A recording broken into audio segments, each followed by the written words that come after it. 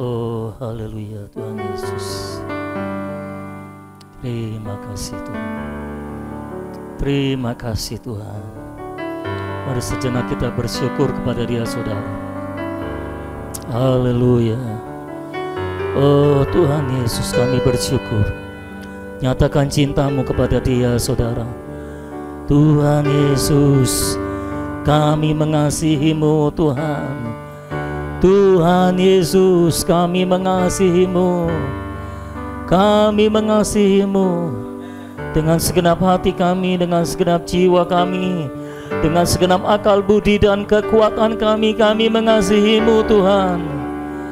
Oh Tuhan Yesus, demi Engkau kami rela melepaskan semuanya Tuhan, asal kami mendapatkan Engkau Tuhan. Oh Tuhan Yesus, penuhi kami dengan hayat-Mu Tuhan. Selamatkan kami oleh hayat-Mu Tuhan. Penuhi kami dengan hayat-Mu Tuhan. Terpujilah nama-Mu Tuhan. Tuhan Yesus, kami bersyukur kepada-Mu, karena Engkau begitu luar biasa bagi kami. Engkau begitu baik bagi kami. Oh Tuhan Yesus, pimpinanmu sempurna bagi kami Tuhan. Oh Tuhan Yesus, tidak ada satupun yang terjadi secara kebetulan dalam hidup kami, karena Engkau terus mengatur lingkungan bagi kami ya Tuhan. Kami percaya Tuhan, apapun yang terjadi dalam hidup kami, itu berguna bagi kami, itu mendatangkan kebaikan bagi kami Tuhan, supaya kami semakin bertumbuh di dalam Engkau Tuhan. Terima kasih Tuhan. Kami bersyukur siang ini kami bisa bersekutu kembali dengan saudara-saudara seiman kami Tuhan, dengan anggota-anggota tubuh Kristus yang lainnya. Terima kasih Tuhan, Engkaulah kepala kami, Kristuslah kepala kami, Kristuslah yang menjadi kepala kami Tuhan. Terima kasih Tuhan, semua kami yang ada di tempat ini dikepalai oleh Kristus sendiri. Terima kasih Tuhan, terpujilah nama-Mu Tuhan. Dan Tuhan, pada hari ini Tuhan, Engkau mau berfirman bagi kami Tuhan. Sang kepala ingin menyalurkan hayatnya melalui firman Tuhan, karena firman-Mu adalah roh dan hayat bagi kami Tuhan. Terpujilah nama-Mu Tuhan untuk selama-lamanya. Puaskan kami Tuhan dengan air hayat-Mu Tuhan. Basuh kami Tuhan dengan air hayat-Mu Tuhan. Bersihkan kami dari segala pencemaran dunia ini Tuhan. Bersihkan kami dari semua pencemaran alamiah dalam hidup kami Tuhan. Bersihkan kami Tuhan, sehingga kami menjadi murni di dalam Engkau Tuhan. Dan semua yang tersalur dari hidup kami hanyalah Engkau Tuhan. Tidak ada percampuran di dalamnya ya Tuhan. Tuhan Yesus, kami siap Tuhan untuk saling menyalurkan hayat-Mu Tuhan.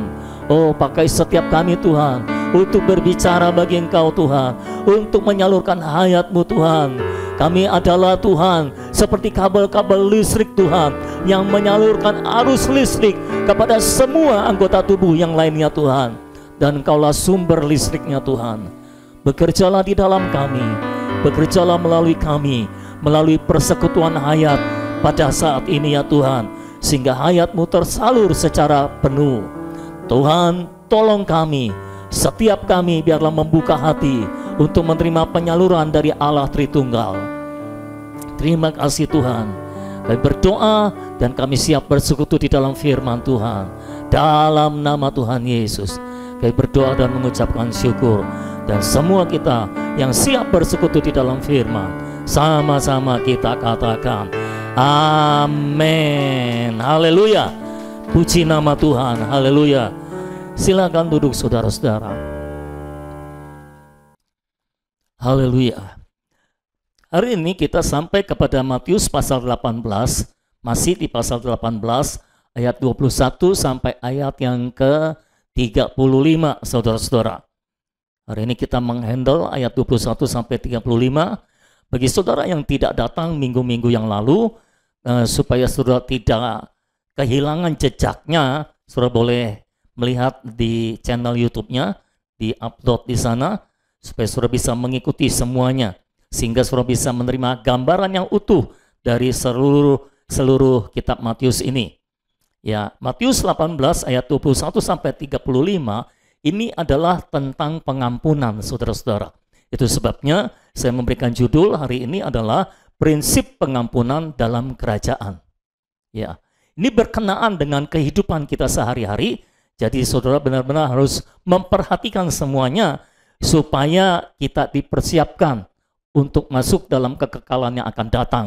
Karena ini berkenaan dengan kekekalan yang akan datang juga. Saudara perlu menyadari bahwa hidup kita sekarang ini tidak berakhir sampai di sini saja, tapi akan berlanjut sampai pada kekekalan dan semuanya diperhitungkan sampai pada kekekalan. Amin. Ayat 21 sampai 35, mari kita baca bersama-sama. Ayat 21 sampai 35. 2, 3. Kemudian datanglah Petrus dan berkata kepada Yesus, "Tuhan, sampai berapa kali aku harus mengampuni saudaraku jika ia berbuat dosa terhadap aku? Sampai 7 kali?" Perhatikan baik-baik. Petrus bertanya, sampai berapa kali aku harus mengampuni saudaraku? Lalu Petrus memberikan batasan di situ. Sampai 7 kali? Dengan berharap Tuhan akan menyetujui 7 kalinya itu. Ayat 22, Yesus berkata kepadanya, "Bukan. Aku berkata kepadamu, bukan sampai 7 kali, melainkan sampai 70 kali 7 kali. Sebab hal kerajaan sorga seumpama seorang raja yang hendak mengadakan perhitungan dengan hamba-hambanya. Setelah ia mulai mengadakan perhitungan itu, dihadapkanlah kepadanya seorang yang berhutang 10.000 talenta. Tetapi karena orang itu tidak mampu melunaskan hutangnya, raja itu memerintahkan supaya ia dijual beserta anak istrinya dan segala miliknya untuk membayar hutangnya. Maka sujudlah hamba itu menyembah dia, katanya, 'Sabarlah dahulu, segala hutangku akan kulunaskan.' Lalu tergeraklah hati raja itu oleh belas kasihan akan hamba itu, sehingga ia membebaskannya dan menghapuskan hutangnya. Tetapi ketika hamba itu keluar, ia bertemu dengan seorang hamba lain yang berhutang 100 dinar kepadanya. Ia menangkap dan mencekik kawannya itu. Katanya, 'Bayar hutangmu.' Maka sujudlah kawannya itu dan memohon kepadanya, 'Sabarlah dahulu, hutangku itu akan kulunaskan.' Tetapi ia menolak dan menyerahkan kawannya itu ke dalam penjara sampai dilunaskan hutangnya. Melihat itu, kawan-kawannya yang lain sangat sedih, lalu menyampaikan segala yang terjadi kepada tuan mereka. Raja itu menyuruh memanggil orang itu dan berkata kepadanya, 'Hai hamba yang jahat, seluruh hutangmu telah kuhapuskan karena engkau memohonkannya kepadaku. Bukankah engkau pun harus mengasihani kawanmu seperti aku telah mengasihani engkau?' Maka marahlah tuannya itu dan menyerahkannya kepada algojo-algojo sampai ia melunaskan seluruh hutangnya. Maka Bapakku yang di sorga akan berbuat demikian juga terhadap kamu apabila kamu masing-masing tidak mengampuni saudaramu dengan segenap hati." Saudara, kita perlu memahami kitab Matius adalah kitab kerajaan. Jadi sepanjang kehidupannya di dalam kitab Matius, Matius mewahyukan bahwa Tuhan Yesus sedang merintis kerajaan sorga, membangun infrastruktur kerajaan sorga. Nah, di dalam kehidupan kerajaan, karena Matius pasal 18, kita sudah sampai pada kehidupan kerajaan. Ya, Matius pasal 5 kita tahu Tuhan Yesus menyampaikan tentang hukum kerajaan. Nah, sekarang kita sudah sampai pada masa-masa kehidupan kerajaan dan Tuhan mengatur semua kehidupan kerajaan. Ya, dan kehidupan kerajaan yang dimaksud adalah kehidupan gereja, karena gereja adalah realitas dari kerajaan itu. Nah, dalam kehidupan kerajaan atau dalam kehidupan gereja, kita ini saling berdekatan. Ya, duduknya aja saling berdekatan. Nah, karena saling berdekatan, maka potensi untuk bergesekan adalah sangat besar. Ya. Itu sebabnya di dalam kerajaan diperlukan hati yang luas untuk selalu mengampuni kesalahan dari saudara kita. Saudara lagi dengar khotbah, tahu-tahu kesenggol sama saudara yang di sebelahnya, teman di sebelahnya, ampunilah dia. Karena dia tidak tahu apa yang dia perbuat. Ya. Jadi sering kesenggol-senggol gitu saudara ya, bergesek-gesekan. Jadi kita perlu hati yang luas untuk selalu mengampuni kesalahan dari saudara kita. Mengapa harus mengampuni? Kalau tidak mengampuni, ada konsekuensi tersendiri bagi kita. Jadi saudara-saudara, kalau kita berbuat salah, akan ada konsekuensinya bagi kita. Tapi kalau orang lain berbuat salah terhadap kita, dan kita tidak mengampuni orang itu juga ada konsekuensinya bagi kita, ya saudara. Dan kita tahu sebelumnya, Tuhan mengajarkan pada minggu yang lalu, kalau saudara ingat, sebelumnya Tuhan mengajarkan, kalau orang lain yang bersalah kepada kita, ya, atau kalau kita yang menyalahi saudara kita harus bertobat. Kalau tidak, kita bisa mengalami disiplin gereja. Ingat itu? Nah, sekarang Tuhan menyampaikan sisi yang lain dari hal itu, yaitu kalau kita yang disalahi, kita harus mengampuni. Jadi kalau kita yang menyalahi saudara kita harus bertobat. Tapi kalau kita yang disalahi oleh saudara kita bersalah terhadap kita, berbuat jahat terhadap kita, entah sadar atau tidak sadar, maka pada pihak kita harus mengampuni. Jadi pada pihak yang bersalah harus bertobat, pada pihak yang disalahi harus mengampuni. Jadi ini dua sisi yang berbeda, dan Tuhan menyampaikan kedua sisi ini untuk mengatur kehidupan umat kerajaan. Saya melihat Tuhan itu luar biasa, saudara. Dalam mempersiapkan kehidupan kerajaan, kita tahu ini belum lahir gereja. Gereja baru lahir pada zaman Kisah Rasul pasal 2. Dan ketika Tuhan merintisnya, Tuhan sudah mempersiapkan semua infrastruktur. Sehingga ketika gereja berdiri, hukumnya sudah ada, prinsip-prinsip hidupnya, pelaksanaan kehidupannya sudah ada. Jadi baik hukumnya maupun peraturan pelaksanaannya itu sudah ada.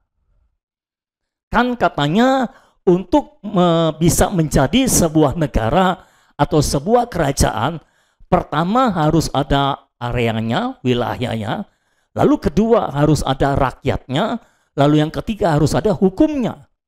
Nah, Tuhan sudah mempersiapkan hukumnya. Sementara wilayah teritorialnya Tuhan terus memperluasnya. Itu sebabnya dia berjalan dari kota ke kota, dari desa ke desa untuk mempromosikan kerajaan sorga. Sehingga wilayah kerajaan sorga semakin diperluas teritorialnya. Semakin banyak orang yang percaya, semakin banyak rakyatnya. Semakin luas teritorialnya. Dan hukumnya sudah diberikan. Bukan saja hukumnya, tapi juga peraturan pelaksanaannya diberikan. Jadi Tuhan sudah menyiapkan semuanya. Sehingga ketika gereja dilahirkan, gereja sudah siap. Ada hukumnya, ada peraturan pelaksanaannya, dan semua sudah bisa dijalankan. Dengan begitu rupa, sehingga kerajaan sorga sejak gereja lahir sampai sekarang bisa terus bergulir. Amin. Ya. Jadi ingat baik-baik tentang kalau kita yang bersalah, kita harus bertobat. Kalau kita yang disalahi, kita harus mengampuni. Nah, saya mau membagi dua pembicaraan kita pada hari ini. Bagian pertama yang bagian A itu mengenai perhitungan di tahta pengadilan Kristus. Kita harus mengetahui hitung-hitungannya supaya kita lolos dari pengadilan. Kira-kira seperti itu. Semua yang masuk pengadilan itu ada hitung-hitungannya. Kalau begini bisa ngurangi penghukuman atau enggak. Kalau gini bisa lolos atau enggak gitu ya saudara. Lalu yang ke-B nanti baru kita akan berbicara mengenai prinsip mengampuni dalam kerajaan sorga. Nah, ini adalah praktek kehidupan sehari-hari. Mengapa berkenaan dengan perhitungan di tahta pengadilan Kristus? Kalau saudara baca ayat yang ke-23, Tuhan berkata seperti ini. Sebab hal kerajaan sorga seumpama seorang raja yang hendak mengadakan perhitungan dengan hamba-hambanya. Ketika Tuhan bicara tentang perhitungan, mengadakan perhitungan, Ini bicara tentang tahta pengadilan Kristus. Di sanalah segala sesuatu akan diperhitungkan. Segala perbuatan kita akan diperhitungkan. Kalau sudah baca dalam 2 Korintus pasal 5 ayat yang 10, di sana berkata, sebab kita semua harus menghadap tahta pengadilan Kristus, supaya setiap orang memperoleh apa yang patut diterimanya, sesuai dengan yang dilakukannya dalam hidupnya ini, baik ataupun jahat. Jadi di sanalah akan diadakan perhitungan. Maksud Tuhan menceritakan perumpamaan ini adalah Tuhan mau memberitahu kita bahwa apa yang kita lakukan saat ini di dunia ini akan berkaitan dengan apa yang akan terjadi kelak dalam manifestasi kerajaan sorga 1000 tahun. Dan sebelum manifestasi kerajaan sorga 1000 tahun datang, maka akan ada perhitungan. Apakah saudara layak memasuki manifestasi kerajaan sorga, memerintah bersama dengan Tuhan, atau saudara akan kena ganjaran di sana, akan dihukum di sana. Jadi ini adalah pengadilan khusus untuk orang-orang yang percaya. Ya, jadi tolong pahami, semua orang yang sudah percaya, yang sudah lahir baru, nanti akan ada pengadilan khususnya. Jadi kalau dia dalam dunia ini memperhidupkan Kristus, hidup sesuai dengan hukum kerajaan, maka dia akan menerima pahala, yaitu kerajaan. Dia akan memerintah bersama Kristus dalam kerajaan 1000 tahun. Jadi pahala kita adalah kerajaan. Nggak main-main itu saudara. Pahala kita bukan cuma piala, tapi kerajaan. Ya, itu luar biasa, kerajaan. Sebuah kerajaan di mana kita akan berkuasa dalam kerajaan itu, memerintah bersama dengan Kristus dalam kerajaan itu. Tapi kalau sepanjang hidup kita di dunia ini, setelah kita lahir baru, tapi kita tidak memperhidupkan Kristus selama hidup kita, maka di dalam hitung-hitungan, di tata pengadilan Kristus itu, kita akan dihitung, dan ternyata kita hitungannya kurang, katakanlah gitu, maka kita akan menerima ganjaran atau pendisiplinan di sana. Nah, kira-kira saya membagi dalam 3 bagian supaya lebih jelas. Yang pertama, jika orang Kristen berdosa setelah diselamatkan, ia harus mengaku dosa dan menerapkan darah Yesus. Ini kita membicarakan tentang kalau kita yang berdosa dulu nih saudara. 1 Yohanes 1 ayat 9 berkata, jika kita mengaku dosa kita, maka ia adalah setia dan adil, sehingga ia akan mengampuni segala dosa kita dan menyucikan kita dari segala kejahatan. Jadi saudara-saudara, Tuhan mengatakan, kalau kita berdosa, lalu Tuhan menerangi, maka kita harus mengaku dosa itu. Kalau kita mengaku dosa itu secara tuntas kita akui, bukan membela diri, bukan mengelak, tapi mengakui, maka saudara-saudara, Tuhan akan mengampuni kita dan menyucikan kita dari segala dosa itu, dari segala kejahatan. Jadi kalau kita mengaku dosa, menerapkan darah Yesus, maka dosa-dosa yang kita lakukan setelah kita lahir baru akan diampuni dan akan disucikan, diputihkan, seperti saudara tidak pernah berbuat dosa.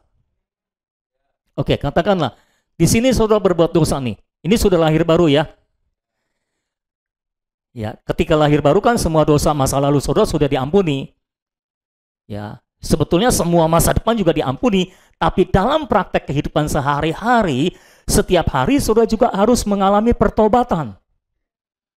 Karena kemungkinan besar setiap hari saudara juga ada melakukan kesalahan.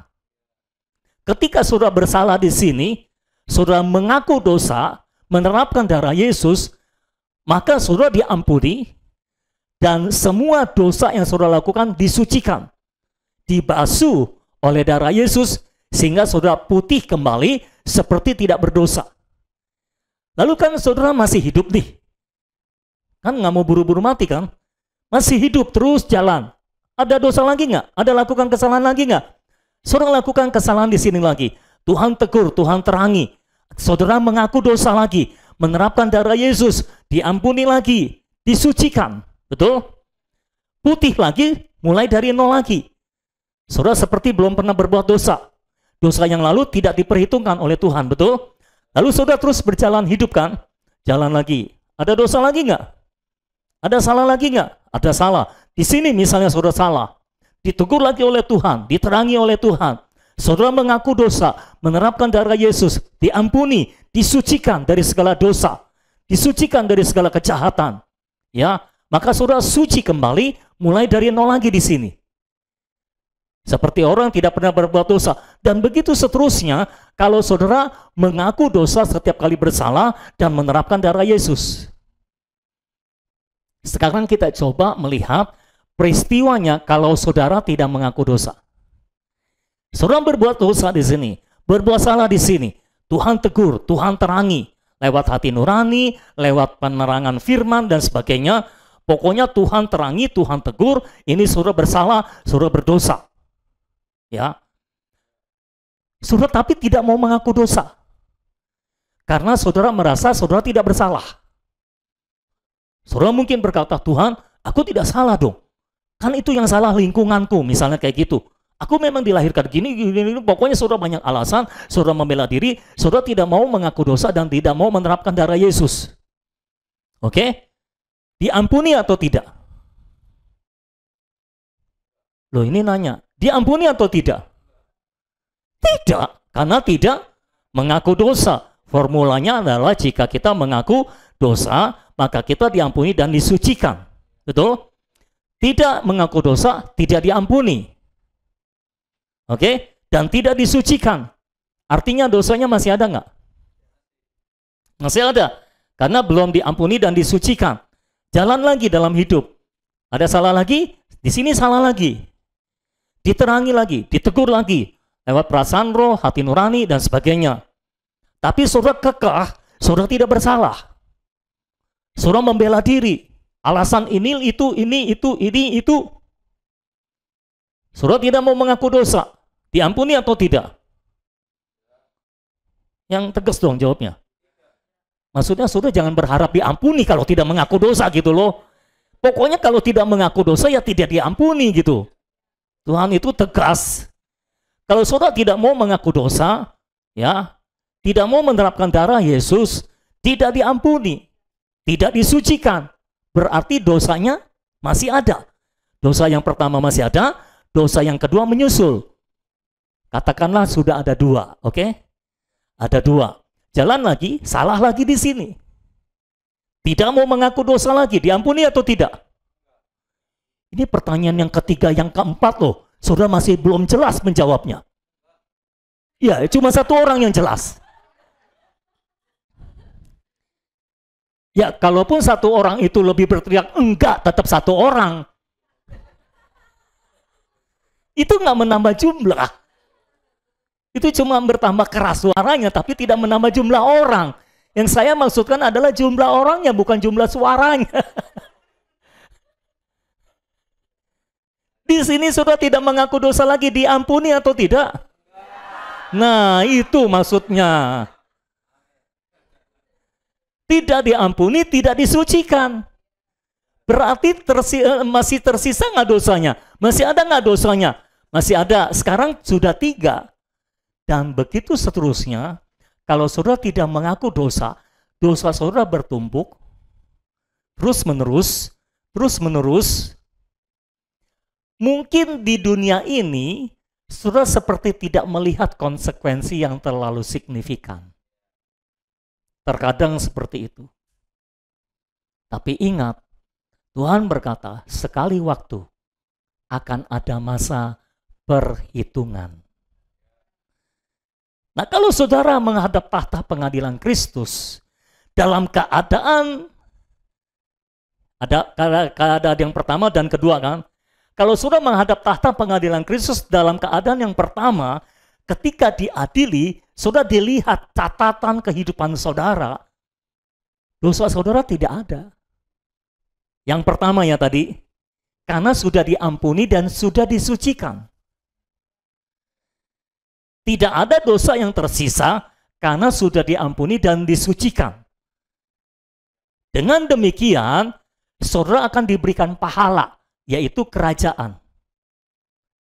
Saudara masuk dalam manifestasi kerajaan 1000 tahun, dan sebelumnya saudara akan menikmati perjamuan kawin anak domba. Di dalam manifestasi kerajaan 1000 tahun, saudara akan memerintah bersama dengan Kristus di sana. Sebelumnya, saudara akan mengalahkan antikris bersama-sama dengan Kristus. Tapi kalau saudara menghadap tahta pengadilan Kristus dalam kondisi yang kedua, di mana saudara berdosa tapi tidak mengaku dosa, tidak menerapkan darah Yesus, sehingga dosa saudara tidak diampuni, tidak disucikan. Ketika saudara menghadap tahta pengadilan Kristus dalam keadaan yang kedua seperti ini, dosa saudara numpuk. Karena nggak diputihkan, nggak disucikan. Sehingga saudara akan dihakimi berdasarkan dosa yang ada itu. Dan karena di tahta pengadilan Kristus, hitung-hitungannya saudara masih banyak dosa, berarti saudara tidak layak menerima pahala kerajaan. Saudara tidak akan masuk dalam perjamuan kawin anak domba, dan tidak masuk dalam manifestasi kerajaan 1000 tahun, saudara masuk masa karantina, di mana saudara di situ akan ditanggulangi oleh Allah, didisiplin oleh Allah. Kalau istilah Tuhan, dihadapkan kepada algojo. Ini adalah masa penanggulangan, masa pendisiplinan. Ya, mungkin masing-masing orang akan mengalami penanggulangan berbeda-beda waktunya, karena ada dosanya yang lebih banyak, ada dosanya yang lebih sedikit mungkin. Ya. Nah, dalam masa penanggulangan itu, saudara akan membereskan dosa-dosa yang belum diampuni di situ. Ya, saudara akan ditaklukkan oleh Tuhan di situ, menjadi hatinya mulai rendah hati, mulai mau mengaku dosa-dosa itu, sehingga disucikan, diampuni di situ, disucikan di situ. Dan kalau sudah selesai, disucikan, diampuni di situ, maka saudara nanti setelah kerajaan 1000 tahun akan masuk kepada Yerusalem baru. Kepada Yerusalem baru. Ya. Di situ semua orang sudah disucikan. Tidak ada dosa sama sekali. Tapi saudara kehilangan pahala kerajaan dan perjamuan kawin anak domba. Itu sebabnya penting untuk kita selalu bersih di hadapan Allah. Selalu bersih yang saya maksud, bukan saudara tidak pernah melakukan kesalahan. Selalu bersih yang saya maksud adalah setiap kali melakukan kesalahan, Tuhan menegur saudara dengan lapang hati, dengan rendah hati, saudara mengakui dosa. Menerapkan darah Yesus, maka saudara diampuni dan disucikan. Ulangi, diampuni dan disucikan. Ulangi. Amin. Jadi diampuni dan disucikan. Setiap kali melakukan kesalahan, ya, karena selama kita ada dalam tubuh daging ini, rasanya kita masih akan terus melakukan kesalahan. Ya. Rasanya kita masih akan beberapa kali lagi melakukan ketidaktaatan. Ada nggak saudara? Saudara mau melakukan sesuatu, atau saudara mau masuk ke tempat sesuatu, lalu dalam hati saudara merasa nggak enak. Rasanya Tuhan seperti menegur saudara, ini salah, jangan lakukan itu. Ini salah, jangan lakukan itu. Pernah mengalami itu? Nah, tapi saudara tabrak. Dan setelah tabrak, saudara mengeraskan hati, tidak mau mengaku dosa. Padahal sudah ditegur, bahkan sebelum berdosa sudah ditegur. Sudah diterangi. Saudara ngotot, saudara tidak berdosa dengan berbagai alasan dan argumentasi. Mungkin alasannya pakai ayat Alkitab. Bayangin, sama Tuhan aja berargumentasi pakai ayat Alkitab. Luar biasa kan? Dianggap Tuhan nggak ngerti Alkitab kali ya. Penting untuk dalam kehidupan kita sehari-hari, Tuhan sudah tahu kita masih ada dalam tubuh daging ini, kita masih akan berbuat salah. Enggak adalah manusia yang sempurna, sama sekali tidak berbuat salah. Iya kan? Enggak ada, mungkin belum ada orang seperti Tuhan Yesus. Diludahi, diam saja. Ditampar pipi kiri, kasih pipi kanan. Oh, haleluya. Makanya ketika Tuhan berkata, jika pipimu yang kiri ditampar, berilah pipi kananmu. Tidak ada amin sama sekali di situ. Yang ada dalam hatinya, apa? Gitu saudara. Ditampar pipi kiri, kasih pipi kanan. Oh Tuhan Yesus, itu tidak akan terjadi. Oh Tuhan Yesusnya sih benar, selanjutnya salah saudara. Kalau aku ditampar pipi kiri, ku tonjok pipi kanannya. Wah, rasanya selama kita dalam tubuh daging ini, kita masih akan berbuat salah. Nggak mau tahu saudara berdoa 24 jam sehari, saudara pasti akan tetap berbuat salah. Hanya pertanyaannya, kesalahannya itu diampuni dan disucikan atau tidak. Caranya gimana supaya kita tetap bersih di hadapan Allah? Di hadapan Allah ya, oke? Setiap kali kita mengaku dosa, darah Yesus diterapkan dalam hidup kita, kita diampuni, disucikan, di hadapan Allah kita bersih. Sama sekali belum pernah berbuat dosa. Jelas saudara? Bahkan bayi yang baru lahir sudah ada dalam dosa. Tapi ketika darah Yesus diterapkan, kita bersih di hadapan Allah. Allah tidak melihat dosa. Allah melihat kita benar, kita kudus, karena darah Yesus diterapkan atas kehidupan kita. Karena itu penting, pengakuan dosa yang tuntas itu penting. Jangan menganggap enteng hal ini. Ingat, kalau saudara tidak mengaku dosamu setiap kali engkau ditegur Tuhan, setiap kali diterangi oleh Tuhan, maka dosa itu akan bertumpuk. Ketika ada hitung-hitungan di tata pengadilan Kristus, dosa saudara masih tersisa banyak. Karena belum diampuni dan disucikan. Ya. Tapi jangan juga seperti ini. Jangan terus mengintrospeksi diri. Karena caranya bukan dengan introspeksi diri. Setiap hari sebelum tidur kita mikir, hari ini ada dosa nggak? Hari ini ada salah nggak? Oh ya, tadi gue maki-maki tukang sayur tuh. Ini biasanya ibu-ibu ini. Oh ya salah, oh Tuhan ampuni. Nggak gitu saudara. Jadi dosa yang saudara akui adalah dosa yang Tuhan terangi, dosa yang Tuhan tegur. Saudara nggak perlu introspeksi diri, karena kalau introspeksi diri itu pekerjaan alamiah saudara, bukan pekerjaan Roh Kudus. Yang saudara perlu lakukan, setiap orang yang sudah lahir baru, pekerjaannya bukan melakukan pekerjaan dirinya sendiri, tapi melakukan apa yang Roh Kudus kerjakan di dalam dirinya. Pekerjaan kita adalah melakukan pekerjaan Roh Kudus yang sudah Dia lakukan di dalam kita. Kita meresponi apa yang Tuhan kerjakan di dalam kita. Itulah pekerjaan orang yang sudah lahir baru. Tapi kalau saudara mikir sendiri, saudara cari-cari sendiri, tadi dosa apa ya? Tadi dosa apa ya? Itu bukan pekerjaan Roh Kudus.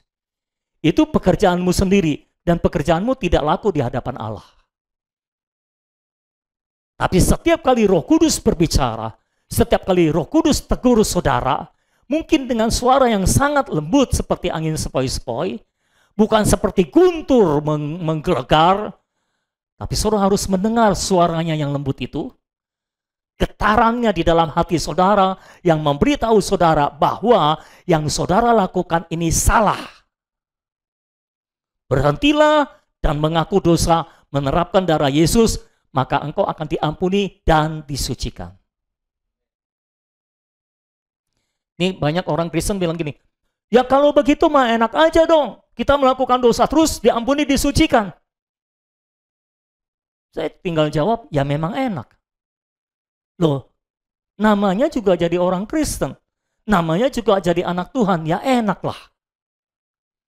Tetapi di sisi yang lain saya mau meluruskan konsep pikir seperti ini.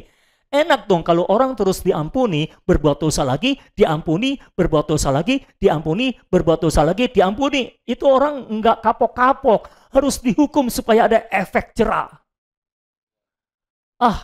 Koruptor dihukum 15 tahun, keluarnya kalau jadi pejabat lagi juga korupsi lagi. Apanya yang ada efek jerah? Memang saudara pikir hukuman bisa bikin efek jerah? Ya dalam kasus beberapa orang ada, dalam kasus beberapa orang tidak. Tapi bukan begitu cara kerjanya. Coba saudara bayangkan. Saudara dosa, diampuni. Dosa, diampuni. Dosa, diampuni. Dosa, diampuni. Mau tanya, semakin banyak diampuni, saudara semakin banyak berdosa atau semakin sedikit berdosa? Hah?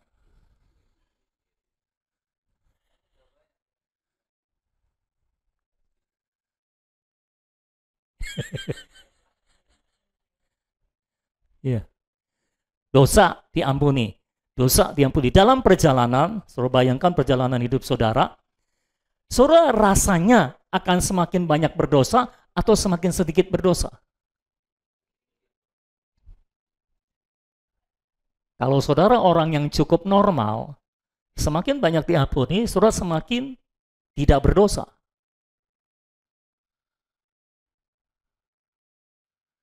Semakin banyak diampuni, semakin mengasihi Tuhan. Satu kali Tuhan datang di rumah Simon, orang Farisi kalau nggak salah. Lalu datang perempuan, membasuh kakinya dengan air matanya, mengelapnya dengan rambutnya. Lalu seluruh orang yang di ruangan itu, termasuk orang Farisi, agak mencak-mencak. Gitu saudara. Walaupun mungkin dalam hati. Lalu Tuhan tanya sama Simon, Simon menurutmu gimana?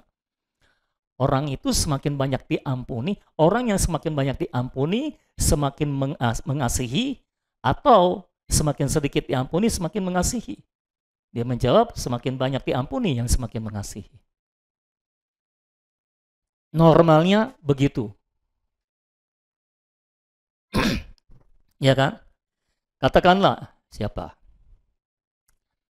Andre, dia bersalah terhadap saya ampuni. Dia bersalah terhadap saya ampuni. Banyak kali dia bersalah, saya terus ampuni. Kira-kira dia makin membenci saya atau makin mengasihi saya? Ya. Semakin menghormati saya atau semakin tidak menghormati saya? Menghormati. Semakin sungkan untuk berbuat salah terhadap saya atau semakin bebas berbuat salah terhadap saya? Sungkan.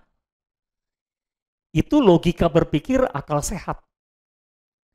Jadi yang tadi protes itu bukan akal sehat.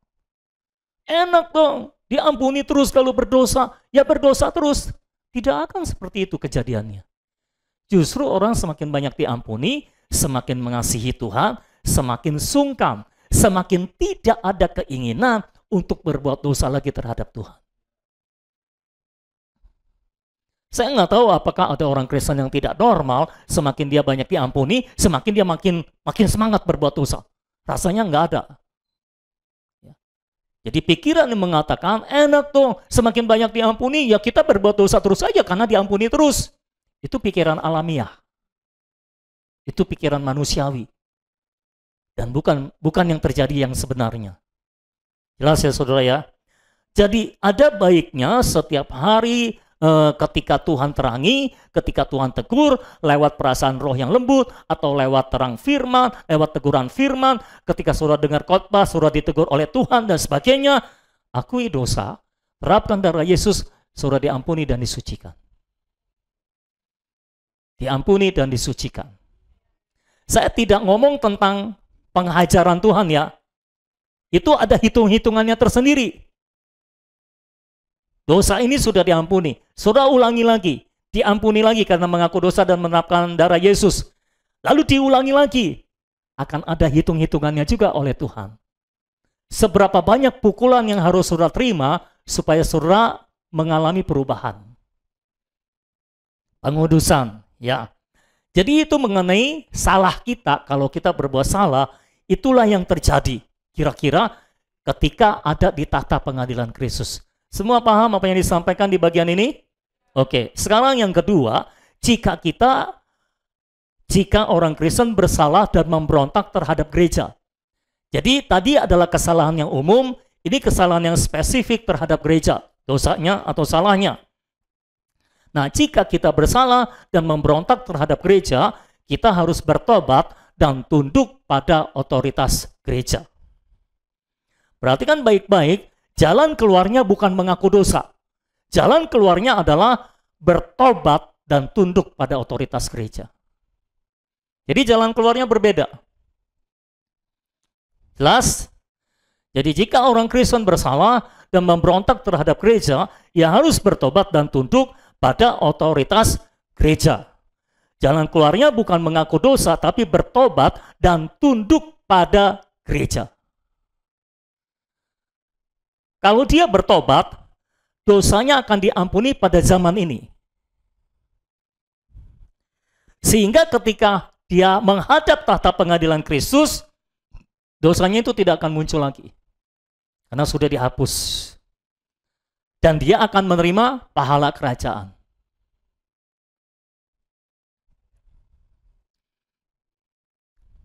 Kalau yang tadi salah, mengaku dosa, pada zaman ini diampuni, mengaku dosa, pada zaman diampuni, ketika menghadap tahta pengadilan Kristus, dosanya tidak akan muncul.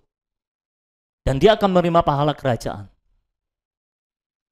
Tapi kalau tidak mengaku dosa, pada zaman ini tidak diampuni, di pengadilan Kristus juga akan muncul dosanya, dan pada zaman yang akan datang, tidak diampuni juga, belum diampuni pada kerajaan 1000 tahun. Dia akan didisiplin, dan setelah dia tertanggulangi, dia membereskan semua dosanya itu, baru dia diampuni. Jadi, zaman ini tidak diampuni, zaman yang akan datang akan diampuni setelah ditanggulangi. Karena dia akan bertobat setelah ditanggulangi. Penanggulangan waktu itu pasti akan bertobat kita. Oke.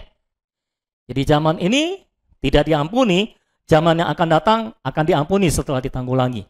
Nah, ketika kita berdosa memberontak terhadap gereja, maka jalannya bukan kita mengaku dosa terhadap Tuhan, tapi kita bertobat dan tunduk pada otoritas gereja. Ya, jalannya seperti itu. Karena ada orang yang seperti ini, saudara. Dia berdosa terhadap gereja, memberontak terhadap gereja, lalu dia merasa nggak enak di dalam, dia bereskan sendiri dengan Tuhan. Dia mengaku dosa aja. Ya Tuhan, perasaanku nggak enak Tuhan, dan begini dan begitu dan begini dan begitu. Nah, sebetulnya itu bukan pemberesan. Karena dia tetap merasa tidak bersalah. Lalu kalau dia sudah merasa bersalah, dia tidak cukup mengaku dosa di hadapan Allah, dia harus bertobat dan tunduk pada otoritas gereja. Itu jalannya seperti itu. Ya. Kalau dia bertobat, maka dosanya diampuni pada zaman ini, dan pada zaman yang akan datang akan menerima pahala kerajaan. Tapi kalau dia tidak bertobat dan tunduk pada otoritas gereja, maka pada zaman ini dosanya tidak diampuni dan dia dikerat dari persekutuan gereja. Ingat minggu yang lalu dia didisiplin oleh gereja, dikerat dari persekutuan gereja, dan pada masa yang akan datang dosanya tetap akan muncul dan dia dikerat dari kerajaan. sehingga mengalami penanggulangan. Atau yang Tuhan berkata, diserahkan kepada algojo. Itu penanggulangan Allah di masa yang akan datang. Setelah ditangani algojo, baru dia akan bertobat dan diampuni di situ. Baru setelah itu nanti munculnya bersamaan di Yerusalem baru. Dia tetap tidak akan menerima pahala kerajaan. Jadi penting untuk kita membereskan semua dosa dan kesalahan yang ada terhadap sesama kita pada zaman ini, supaya di tata pengadilan Kristus tidak ada yang muncul. Karena kalau itu muncul, itu akan memberatkan kita. Sehingga kita mengalami penanggulangan. Jelas ya saudara? Nah sekarang kasus yang ketiga atau kondisi yang ketiga. Jika kita yang disalahi. Jadi saudara kita bersalah terhadap kita, maka jalannya adalah kita harus mengampuni dan melupakan kesalahan saudara kita itu. Jika kita yang disalahi, kita mengampuni. Di sisi yang lain dia bertobat, tapi di sisi yang lain kita harus mengampuni. Nah, kalau kita tidak mengampuni saudara kita yang bersalah, maka Tuhan juga tidak akan mengampuni kita. Artinya, kalau kita menghadap tata pengadilan Kristus, dosa tidak mengampuni ini akan muncul. Tolong dipahami, tidak mengampuni adalah sebuah dosa. Ulangi, tidak mengampuni adalah sebuah dosa. Bahkan, kalau mau lebih ekstrim lagi, saya bisa berkata, dosa tidak mengampuni orang yang bersalah terhadap kita adalah dosa yang tidak terampuni. Karena Tuhan berkata, kalau kamu tidak mengampuni saudaramu, aku juga tidak akan mengampuni engkau. Dalam perumpamaan ini, bahkan orang yang sudah diampuni, ditarik kembali pengampunannya. Karena dia tidak mengampuni saudaranya. Jelas ya saudara? Jadi kalau ada orang bersalah, kita sudah mengaku dosa nih. Urusan dosa kita yang pribadi dengan Tuhan, ini beres karena kita mengaku dosa terus ketika ditegur. Tapi ketika ada orang bersalah terhadap kita, saudara kita bersalah terhadap kita, kita tidak mengampuni dia, ini pengampunan yang lalu-lalu bisa dibatalkan nih saudara. Jelas ya saudara? Ketika kita menghadap tata pengadilan Kristus, muncul lagi semua. Karena dosa tidak mengampuni ini. Saya harap dengan gambaran ini, saudara bisa melihat betapa pentingnya perkara mengampuni. Selama ini orang tidak paham orang Kristen itu. Dia pikir ya itu urusan gua. Mau ngampuni, nggak mengampuni, itu urusan gua. Nggak gitu.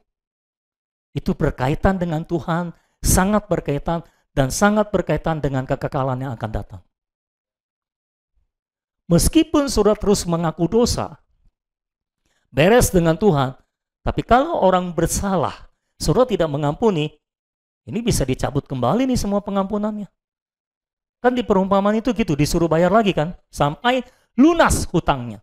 Diserahkan kepada algojo sampai dia bisa melunasi hutangnya. Jadi nanti akan diberesin di sana. Sementara orang menikmati pahala kerajaan, saudara tidak menikmati pahala kerajaan, atau orang Kristen itu tidak menikmati pahala kerajaan, kita ngomongin orang Kristen lain lah. Orang Kristen yang lain itu tidak menikmati pahala kerajaan, tetapi mengalami penanggulangan, diserahkan kepada algojo untuk ditanggulangi sampai dia bisa melunasi semua hutangnya. Itu saudara. Sampai di sini jelas? Jadi jauh lebih baik, jauh lebih aman ketika ada saudara kita yang bersalah terhadap kita, ampunilah. Makanya kata ampuni belakangnya harus ditambahlah. Ampunilah. Sambil melepas gitu saudara. Kalau nggak ada lahnya kurang tuh saudara. Jadi kalau orang bersalah terhadap kita, apa yang harus kita lakukan? Ampunilah. Sambil membuang nafas panjang gitu kan saudara. Ampunilah. Jadi kita aman saudara. Ya.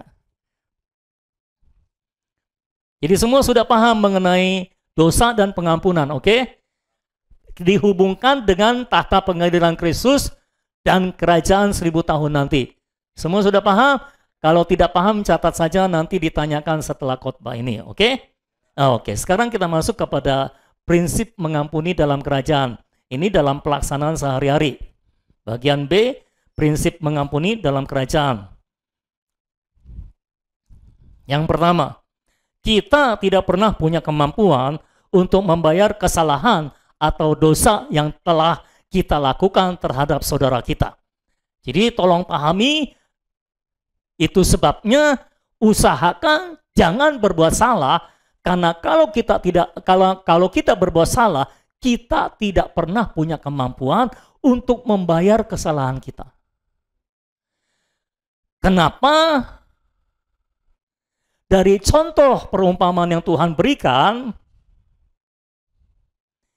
dosa itu seperti hutang. Ya.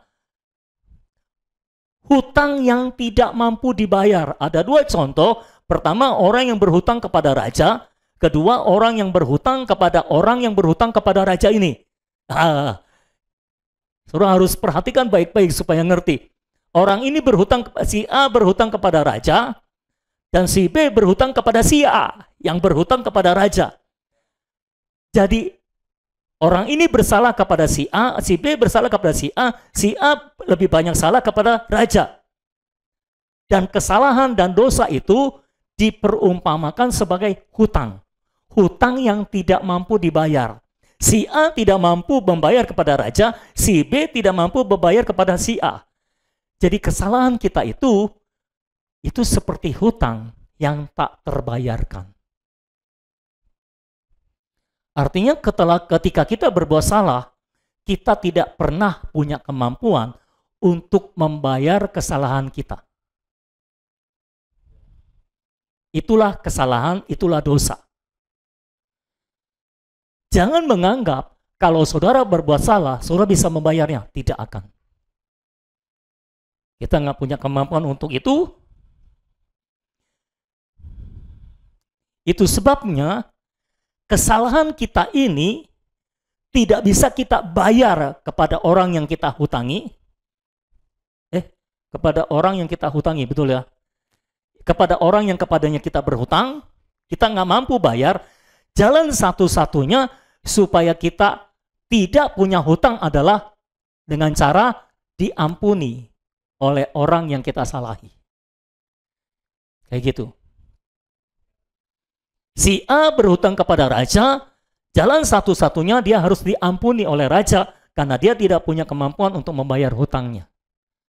Si B punya hutang kepada si A, jalan satu-satunya si A harus mengampuni, membebaskan si B dari hutangnya karena si B tidak punya kemampuan untuk membayar kepada si A.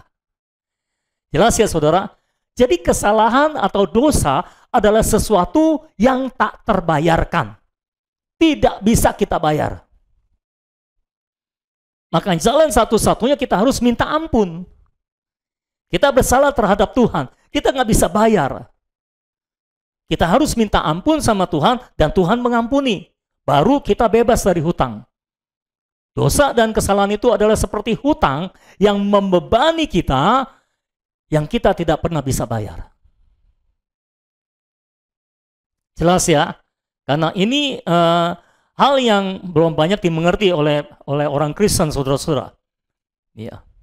Jadi ketika dengan sesama manusia yang bisa kita lakukan meminta maaf atas dosa dan kesalahan kita, ya. Dan setelah diampuni pun kita tidak bisa membayarnya, kita hanya bisa menjagai supaya kita tidak berhutang lagi. Supaya kita tidak membuat kesalahan yang sama. Karena kalau kita membuat kesalahan yang sama, kita numpuk hutang lagi. kita perlu pengampunan lagi. Tapi ini pun sulit. Karena sebagai manusia, kita seringkali mengulangi kesalahan kita. Apalagi itu pasangan suami istri itu. Wah, paling seru kan itu. Karena itu, kalau saudara sudah berkeluarga, sudah punya pasangan, saudara benar-benar harus hati-hati di dalam hal perkara pengampunan ini. Karena kalau tidak, saudara nggak sadar, dosa saudara numpuk loh, nanti akan diperhitungkan di sana. Jelas ya?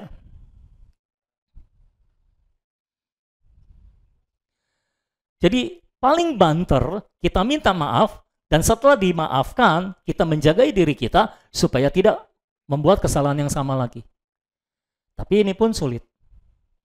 Jadi satu-satunya jalan kita mohon ampun. Dan mengenai tidak terbayarkan, saya kasih contoh. Contoh katakanlah.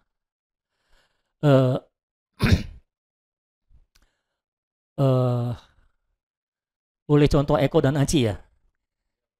Boleh ya. Karena suami istri, biasanya suami istri paling seru kan. Katakanlah Eko marah terhadap Aci. Karena dia marah, dia mengeluarkan perkataan-perkataan yang pedas.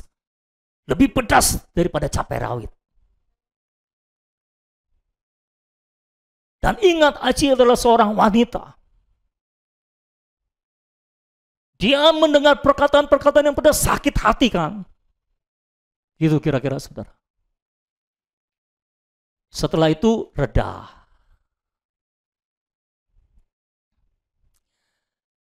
Nah ini harus diberesin nih. Jangan didiemin, nggak diberesin. Nanti tahu-tahu ulang tahun. Oh, happy birthday sayangku. Gitu saudara. Masalahnya itu belum beres gitu loh saudara. Paling istrinya bilang gombal gitu. Karena ada yang belum beres itu gitu saudara. Beresinnya gimana saudara? Dia meminta maaf kan gitu. Sorry ya say gitu kan. Aku salah. Aku mengucapkan perkataan kasar gitu ya. Sorry gitu. Dimaafkan enggak? Kok kamu yang jawab itu dong? Dimaafkan enggak saudara? Dimaafkan. Kalau enggak dimaafkan, dia yang bersalah di hadapan Tuhan. Yang ini sudah minta maaf, sudah benar kan? Yang ini belum enggak memaafkan, ini salah. Tapi kalau dia memaafkan, dua-dua benar di hadapan Tuhan. Tapi mau tanya, kesalahannya Eko yang sudah diperbuat bisa ditarik lagi enggak? Minta maafnya Eko bisa mengobati sakit hatinya Aci nggak? Itulah yang menyebabkan mengapa kesalahan kita itu dianggap hutang yang tak pernah bisa terbayarkan. Kira-kira seperti itu. Orang kalau udah sakit hati yang nggak bisa terbayarkan. Gitu loh. Kesalahan yang sudah terjadi nggak bisa dicabut lagi. Yang bisa disucikan. Diampuni. Tapi yang sudah terjadi nggak bisa diambil kembali, nggak bisa, istilahnya nggak bisa ditebus. Ini bukan kayak pegadaian, kita taruh barang bisa ditebus lagi gitu saudara. Nggak, sudah terjadi, nggak bisa terbayarkan. Itu nggak bisa membayar sakit hati orang yang sudah dialami. Ya, bagaimana caranya Aci menghilangkan sakit hatinya? Dengan melepaskan pengampunan. Ya kan? Ketika dia melepaskan pengampunan, Tuhan basuh hatinya. Sehingga sakit hatinya terobati. Bukan Eko yang membayar, tapi Tuhan yang mengobatinya, melunasinya. Jadi kesalahan kita tidak pernah mampu kita bayar. Jelas ya saudara? Itu sebabnya kita perlu berhati-hati sebisa-bisanya jangan berbuat salah. Khususnya kepada pasangan. Dan ini sangat Sulit.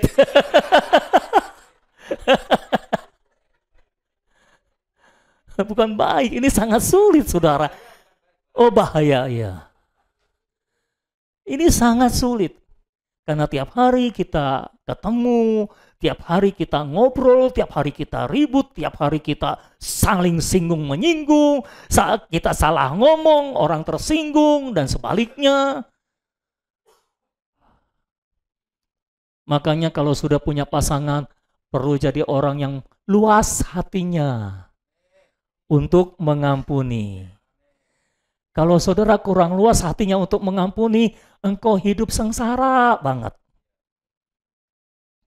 Karena sakit hatinya numpuk terus tuh. Itu sakit hati belum sembuh, sudah dilukai lagi. Hati yang terluka. Hati yang tersakiti. Bisa terobati dengan mengampuni. Itu jalannya. Jadi Tuhan itu luar biasa. Memberikan jalan kepada kita yang mudah sebetulnya. Cuma seringkali kita menolaknya.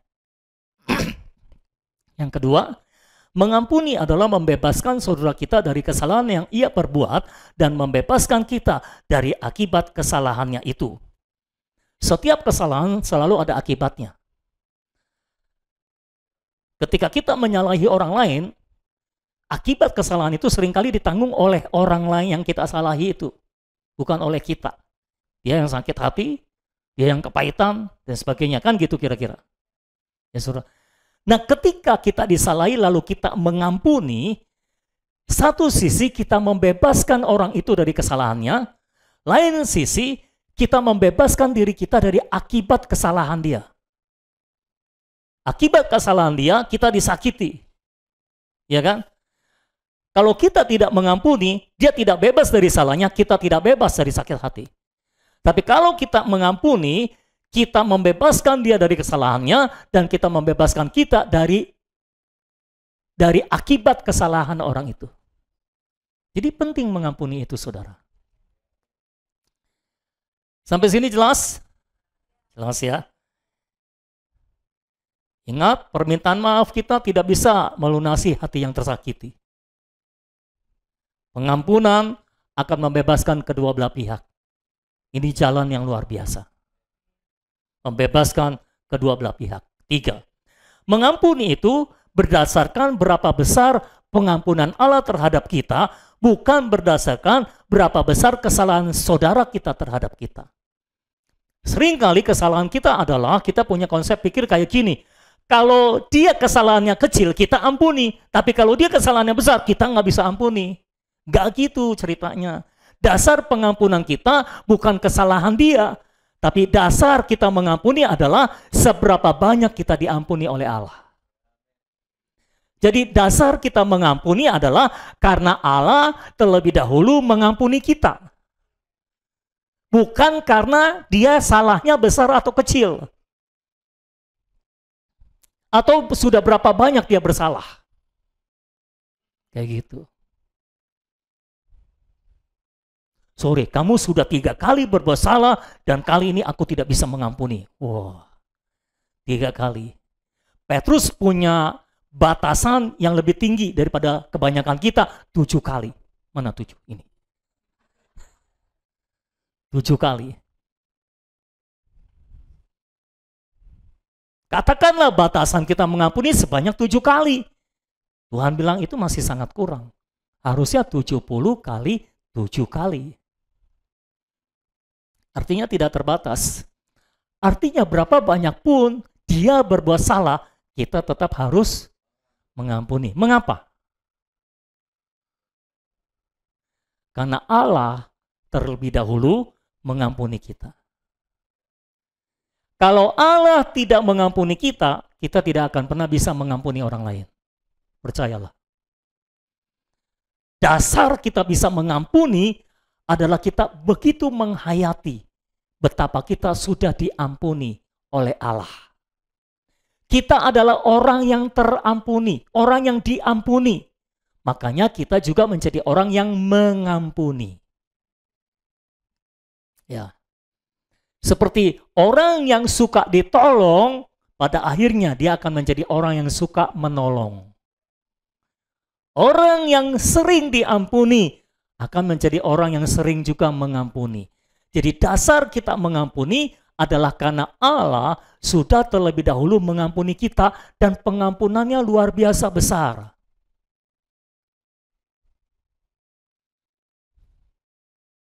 Jadi kita tidak boleh mengampuni orang berdasarkan orang itu salahnya banyak atau sedikit, atau sudah berapa kali dia bersalah, atau salahannya besar atau kecil. Mau besar mau kecil kita tetap mengampuni. Mau 7 kali, 3 kali, 1000 kali kita tetap harus mengampuni. Karena sama seperti Allah mengampuni kita, berapa banyak pun kita bersalah, Allah tetap mengampuni kita. Ayo kita sedikit berhitung pada hari ini. Belajar, kalau dulu namanya cerdas tangkas. Kalau sekarang namanya, apa itu? Aritmatika. Pokoknya yang hitung-hitungan soal cerita. Tuhan mengatakan, Tuhan memberikan perumpamaan, orang atau si A berhutang kepada raja sebesar 10.000 talenta. 10.000 talenta itu berapa? Kalau saudara melihat kamus Alkitab, 1 talenta itu kira-kira 6.000 dinar. Dan berapa kali Tuhan memberikan atau sekali waktu Tuhan memberikan perumpamaan tentang orang yang bekerja di kebun anggur, dan menurut budaya pada waktu itu, saudara-saudara, pekerja harian itu upahnya 1 hari 1 dinar. Jadi 1 dinar adalah upah pekerja sehari. Berarti kalau 6.000 dinar, 1 talenta itu 6.000 dinar, berarti kalau 10.000 talenta ini adalah 60 juta dinar. Nah, saudara bisa lihat di situ kan. 60 juta dinar. Berarti ini upah 60 juta hari. Kira-kira seperti itu. Karena 1 hari atau 1 dinar adalah upah buruh harian. Coba kalau kita bandingkan, kita mau rupiahkan maksudnya. Kita bandingkan UMP di Jakarta itu 1 bulan 4.901.798. Ini saya lihat di Google. Nggak tahu benar atau enggak tuh. Benar? Benar ya? Kira-kira. Itu per bulan. 1 bulan kira-kira 20 hari kerja. Berarti 1 hari 245.089,9 rupiah. Kita bulatin jadi 245.000 sehari kerja upahnya. Kalau 60 juta dinar dikalikan 245.000 sehari. Betul nggak hitung-hitungan saya nih? Ya. Berarti itu adalah 14,7 triliun.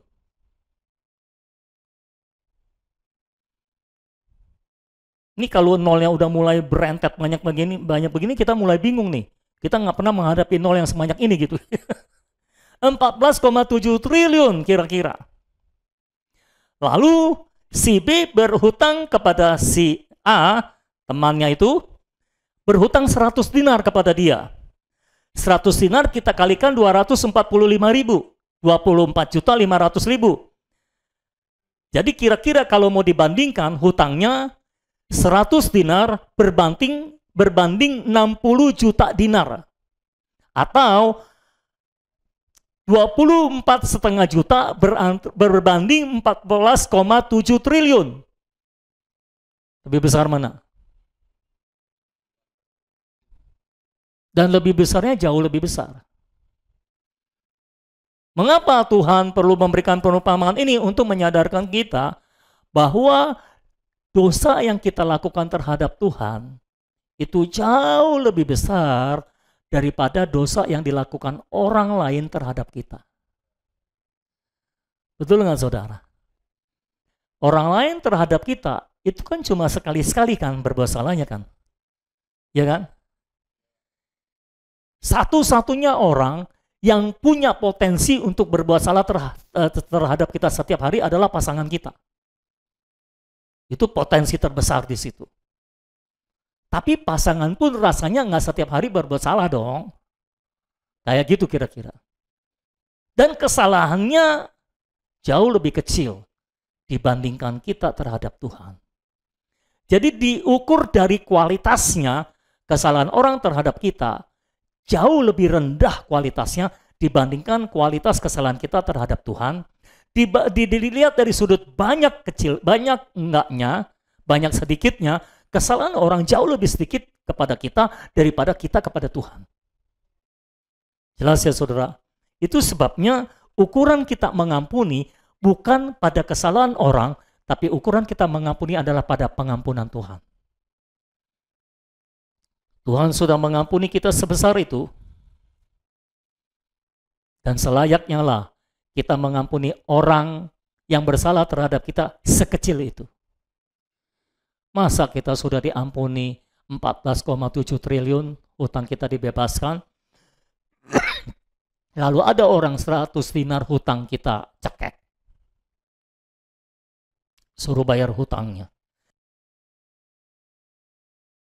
Keterlaluan itu saudara ya.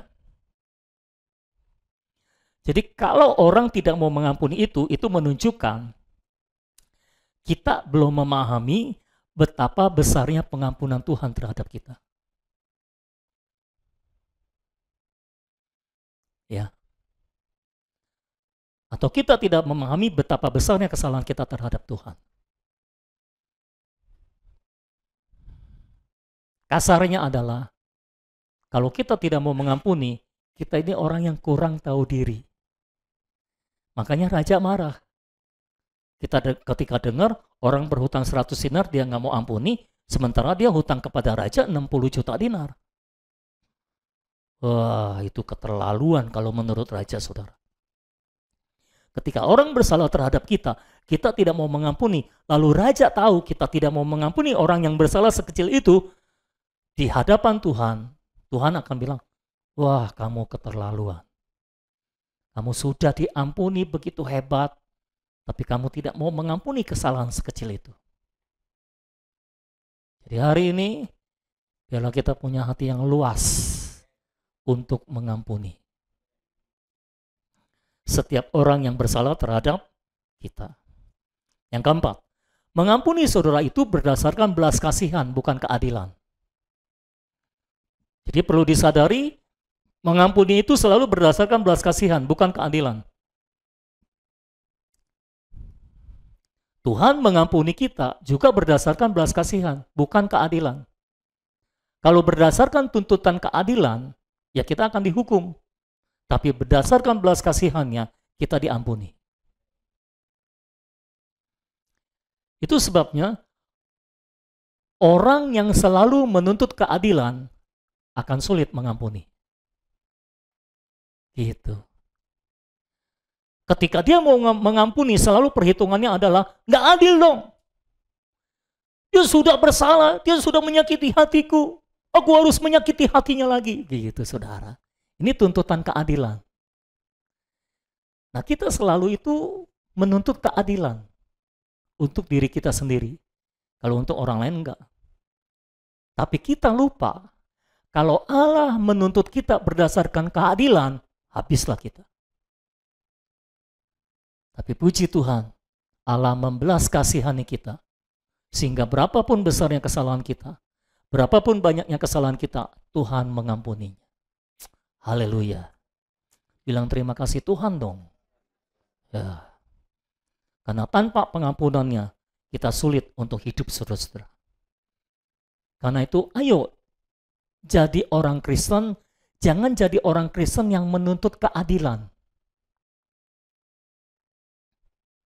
Tapi belas kasihan. Ketika Tuhan berkata kepada orang Farisi, dia bilang, yang ku kehendaki adalah belas kasihan dan bukan persembahan. Bahkan korban saja dikalahkan oleh belas kasihan. Tuhan lebih menyukai kita menyalurkan belas kasihan dengan melepaskan pengampunan kepada orang yang bersalah dibandingkan kita mempersembahkan korban-korban. Kalau kita mempersembahkan korban-korban kepada Tuhan, kita mempersembahkan harta kita, waktu kita, tenaga kita, tapi kita tidak punya belas kasihan untuk mengampuni orang. Tuhan bilang, yang ku kehendaki adalah belas kasihan, bukan korban. Yakobus 2 ayat 13 berkata, sebab penghakiman yang tak berbelas kasihan akan berlaku atas orang yang tidak berbelas kasihan. Tetapi belas kasihan akan menang atas penghakiman. Kalau engkau tidak berbelas kasihan, maka penghakiman yang tidak berbelas kasihan akan tertimpa atasmu. Tetapi kalau engkau berbelas kasihan, maka belas kasihan akan menang atas penghakiman. Artinya, kalau saudara terus melepaskan belas kasihan pengampunan, maka nanti engkau akan menang di pengadilan. Engkau akan menang dari penghakiman. Sehingga engkau tidak dihakimi, tapi dibebaskan. Amin, saudara. Jadi menjadi orang yang penuh belas kasihan, jauh lebih bermanfaat untuk kekekalan. Dibandingkan menjadi orang yang selalu harus benar, menuntut kebenaran, menuntut keadilan. Nah, nanti di tata pengadilan saudara malah diberatkan. Ingat, Tuhan tidak menuntut kepada kita harus benar, harus adil, harus benar, harus benar. Kalau nggak benar, awas lu. Nggak gitu, saudara. Tuhan berbelas kasihan terhadap kita. Bahkan Tuhan tidak suruh kita berusaha berbuat benar. Tuhan suruh kita meresponi pekerjaan Allah di dalam kita. Dengan meresponi apa yang Tuhan kerjakan, kita akan menjadi orang benar. Karena pekerjaan Tuhan di dalam kita adalah mengubah kita, menguduskan kita. Amin, saudara. Yang kelima, mengampuni saudara itu tanpa batas. Ya, batas manusia alamiah itu paling tinggi adalah 7 kali. Seperti yang Petrus katakan. Tapi umat kerajaan harus mengampuni saudaranya sebanyak 70 kali 7 kali. Artinya tidak terbatas. Amin semuanya? Mau mengampuni tidak terbatas? Cuma sedikit yang amin. Kayaknya masih ada yang mau nahan pengampunan, saudara. Ayo kita mengampuni tanpa batas. Miliki hati yang penuh dengan belas kasihan seperti Allah, sehingga kita selalu mengampuni orang yang bersalah terhadap kita. Kita harus sensitif terhadap kesalahan kita, tapi juga kita sensitif terhadap kesalahan kita, artinya kita dengan mudah bertobat kalau kita bersalah. Tapi juga kita harus sensitif terhadap kesalahan orang, artinya kita dengan mudah, dengan segera mengampuni kalau ada orang yang bersalah terhadap kita. Jadilah orang yang sensitif seperti itu. Oke? Yang keenam, mengampuni saudara itu harus dengan segenap hati. Ayat 35, maka Bapakku yang di sorga akan berbuat demikian juga terhadap kamu apabila kamu masing-masing tidak mengampuni saudaramu dengan segenap hati. Artinya kalau kita tidak mengampuni saudara kita dengan segenap hati, Allah akan melakukan yang sama terhadap kita. Jadi Allah ingin kita mengampuni dengan segenap hati, baru Allah juga akan mengampuni dengan segenap hati. Perlakuannya akan sama. Jadi kita yang menetapkan ukuran untuk diri kita sendiri. Tuhan pernah berkata, ukuran yang engkau pakai untuk mengukur akan diukurkan kepadamu. Artinya ukuran yang engkau pakai untuk menghakimi orang akan dipakai untuk menghakimi kamu. Seperti itu, saudara-saudara. Mengampuni dengan segenap hati itu maksudnya apa? Maksudnya adalah kita melupakan. Mengampuni sama dengan melupakan. Bagaimana kita tahu kita telah melupakan kesalahannya kalau kita tidak mengungkit-ungkitnya lagi?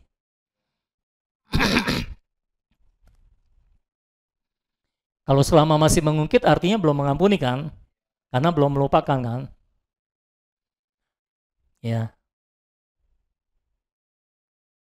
Nah ini kesulitan lebih ada di pihak istri. Terima kasih untuk para istri. Karena para istri biasanya suka mengungkit-ungkit kesalahan dari suaminya. Kadang-kadang yang diungkit-ungkit yang berlebihan lagi. Maksud saya berlebihan adalah kesalahan yang ada diungkit-ungkit sampai akhirnya memunculkan kesalahan yang tidak ada.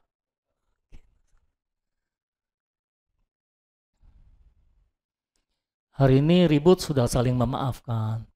Ya puji Tuhan. Doa bersama. Oh haleluya. 2 hari kemudian ribut lagi. Diungkit lagi. Seminggu kemudian ribut lagi. Diungkit lagi. 2 bulan kemudian ribut lagi. Diungkit lagi. Setahun kemudian diungkit lagi. Bahkan sudah 10 tahun masih diungkit-ungkit juga saudara. Kalau kita mengungkit-ungkit lagi, berarti kita belum melupakan. Kalau belum melupakan artinya belum mengampuni. Saudara perhatikan nggak hubungan saudara dengan Tuhan? Pernah nggak ada dosa yang saudara sudah bereskan, Tuhan ungkit-ungkit? Hah? Hari ini katakanlah saudara berbohong. Saudara sudah mengaku dosa. Ya ampuni Tuhan. Tadi aku terpaksa berbohong. Tapi Tuhan entah terpaksa atau rela, aku tetap berbohong. Jadi aku mengaku dosa. Ampuni aku Tuhan. Darah Yesus diterapkan dalam hidupku. Saudara diampuni, disucikan. Ya. Karena saudara berbohong. Lalu besok-besok. Saudara mau apa namanya? Atau saudara bersalah lagi. Terus saudara datang sama Tuhan. Tuhan, ampuni Tuhan. Karena hari ini aku salah Tuhan. Lalu Tuhan berkata di dalam hatimu, kemarin kamu sudah berbohong.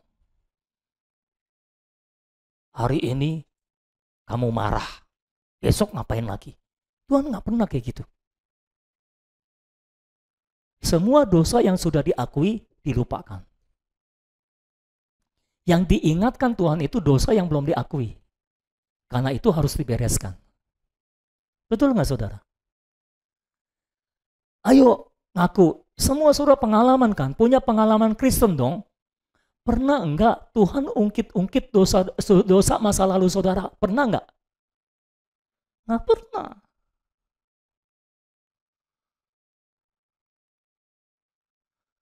Pernah enggak Tuhan ungkit-ungkit kelemahan masa lalu saudara? Nggak pernah. Karena begitu mengampuni, Tuhan melupakan. Ada cerita kayak gini. Orang Kristen datang berdoa, Tuhan, ampuni Tuhan kesalahanku yang kemarin Tuhan. Lalu Tuhan menjawab, kesalahan yang kemarin, kesalahan apa ya? Tuhan sudah lupa, dianya masih ingat saudara. Nah yang sering kali terjadi seperti itu. Tuhannya sudah lupa, kita yang masih ingat kesalahan kita yang kemarin-kemarin. Jadi hari ini kita masih berdoa untuk kesalahan yang kemarin supaya Tuhan ampuni. Nah Tuhannya sudah lupa, yang kemarin yang mana ya? Gitu saudara. Makanya hati-hati berdoa. Orang Tuhan gak mengungkit, saudara yang mengungkitnya. Sama kita dengan saudara kita. Kita dengan pasangan kita saudara. Kita harus mengampuni dengan segenap hati. Kalau kita mengampuni tapi tidak melupakan, artinya kita belum mengampuni dengan segenap hati. Kalau kita mengampuni tapi kita masih ungkit-ungkit terus, artinya kita mengampuni tidak dengan segenap hati. Saya tidak bilang ini gampang, oke? Saya bilang ini harus. Saya cuma mau bilang ini harus. Saya pun harus melakukan ini. Saya pun harus belajar ketika mengampuni sama sekali melupakannya. Tidak mengungkit-ungkitnya lagi. Selama saya masih terus mengungkit-ungkit kesalahan orang, itu menunjukkan saya belum punya roh yang mengampuni, istilahnya seperti itu. Saya belum mengampuni dengan segenap hati. Jadi mengampuni itu harus dengan segenap hati. Amin. Ya, Puji Tuhan lah. Hari ini sepanjang firman disampaikan, banyak orang yang nunduk aja saudara. Dan saya tahu apa maksudnya. Biarlah Tuhan menolong kita untuk menerapkan cara hidup kerajaan. Ya, cara kehidupan kerajaan yang tepat. Cara hidup gereja yang tepat. Sehingga kita semua terbiasa punya hati yang selalu mengampuni orang yang bersalah terhadap kita dengan segenap hati. Dan mengampuni, melupakan. Tidak mengungkit-ungkitnya lagi. Amin. Bisakah saudara bayangkan kalau gereja seperti itu tidak akan terjadi perselisihan, tidak akan terjadi perpecahan. Karena semua penuh dengan pengampunan. Amin. Akhir kata, saya hanya mau mengungkapkan satu kata. Ampunilah.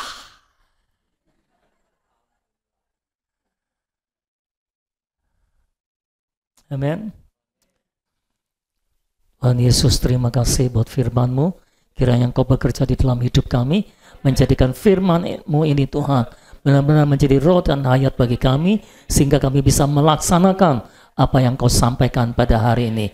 Meteraikan firman-Mu dalam hidup kami, dan kami akan menjadi pelaku dari firman Tuhan oleh kekuatan Roh Kudus-Mu di dalam kami. Dalam nama Tuhan Yesus kami berdoa, dan semua kita yang telah menerima firman, sama-sama kita katakan, amin. Puji Tuhan. Tuhan berkati saudara.